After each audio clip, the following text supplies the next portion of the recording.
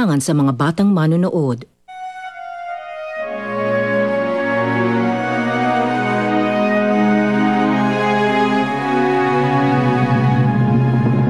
Carlos Samonte, kilala mo ba si Janice? Tingko lang ko sa kanya. Tato ka, Blen!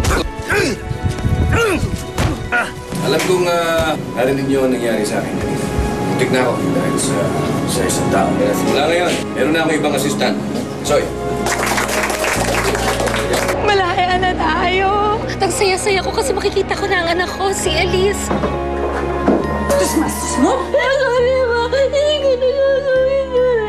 Dapat lang dahil hindi lang yan ang aabutin mo.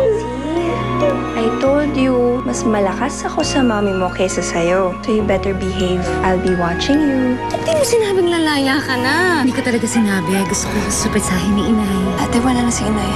Bago siya namatay, wala siya ibang hinahanap kundi ikaw, ate. Walang kapatawaran ang ginawa nilang kasalanan sa akin. Ipinapangako ko, Inay. Gagantihan ko ang mga Samonte. Ba't ho kayo pumasok sa bahay namin? Bahay niyo? Anong pangalan mo? Elisa Monte ho. Anak ko. Nagkakamali ho siguro kayo. Hindi niyo ho ako anak. Maniwala ka sa akin. Ako ang tunay mong ina. Maniwala ka sa akin. Guard! Ma'am, may kilala ba kayong Ellen? May parang baliw na babae sa labas. Tapos tinawag niya akong anak. Meron po ba kayong kilalang Ellen? Ma'am. Guard! Ma'am. Guard! May nakita ka bang babae sa labas? Umalis na po, ma'am. Oh, asan yung babae?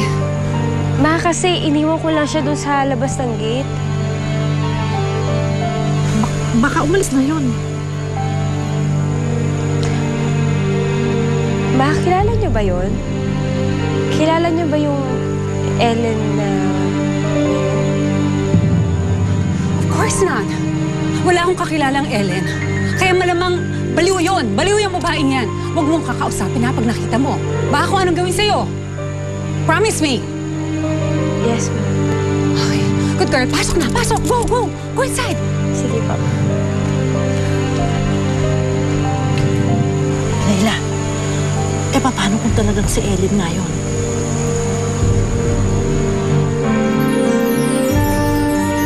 Hindi ako nakilala ng anak ko. Yoli, hindi niya ako kilala. Pinagtabuyan niya ako. Natakot siya sa akin. Eh, kasi naman ikaw, sumugod ka agad. Ate, mahirap yung gusto mong mangyari, ha? Eh, siyempre, hindi naman lumaki si Elise, eh. Lumaki siyang isang Samonte. Oh, eh, paano kanya makikilala? Hindi ka talaga kilala nun. Eh, siyempre, ibang ina kinikilala niya, eh. Hindi niya tunay na ina si Layla. Animal ang babae yun para kilalanin siyang ina ng anak ko. At hindi ako papayag na hindi ako makilala ng anak ko. Kahit ipagtabuyan niya ako, babalik at babalikan ko pa rin siya. Hindi ako titigil hanggat hindi niya ako kilalanin na ako ang tunay niyang ina at hindi si Layla.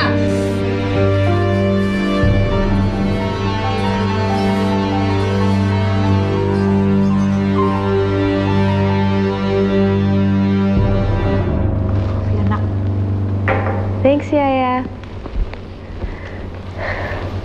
May homework kami. Pwede pakibasa yung chapter 6. Gawa mo na din ang report. Oh, ba't kanya ka makatingin? May reklamo ka? Wala. Wala naman pala. Marla, huwag mong papagawa kay Elise yung assignment mo. You do it yourself. Okay po, sorry. Thanks, Ma. Thank you kasi kinampihan mo ako. Oo naman. Kakampihan kita lalong-lalo na pag tama ka. Ay, oo nga pala. Meron akong nakalimutan sabihin sa'yo. Ano po yan? Yung tungkol dun sa sinasabi mong Ellen, kasi mapaparaning ang daddy mo eh, pag nalaman lang niya eh. Mag-aalala lang yun sa'yo. So, I guess it's a good idea na wag natin sabihin sa kanya. Anong huwag nang sabihin sa akin? Nasabi lang niya kasi na she doesn't wanna take up piano lessons. So, ang naisip ko lang naman, bakit natin pipilitin yung bata kung hindi naman niya interest ang music, di ba? Oo, huwag natin pilitin kung ayaw niya, di ba? Thanks, Dad. Nakasimple yun. Siya nga pala, meron akong bagong assistant. Naku, babae na naman to. Babae na naman to eh. Babae ito, si Tisoy ito. Si Tisoy? Oo, dahil nung nasuntok ko siya, akala ko may ginawang masama sa'yo.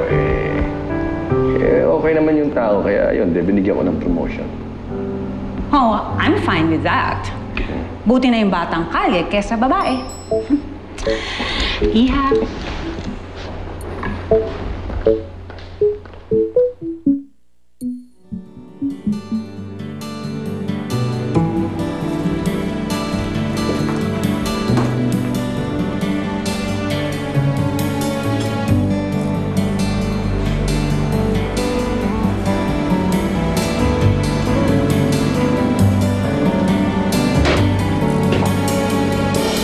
Good morning, Jose.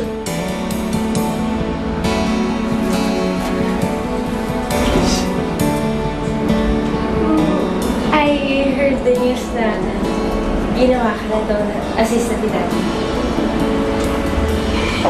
Congratulations!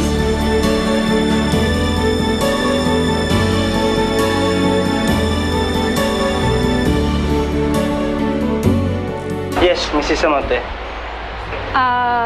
Gusto ko lang sanang humingi ng update tungkol kay Ellen Balute.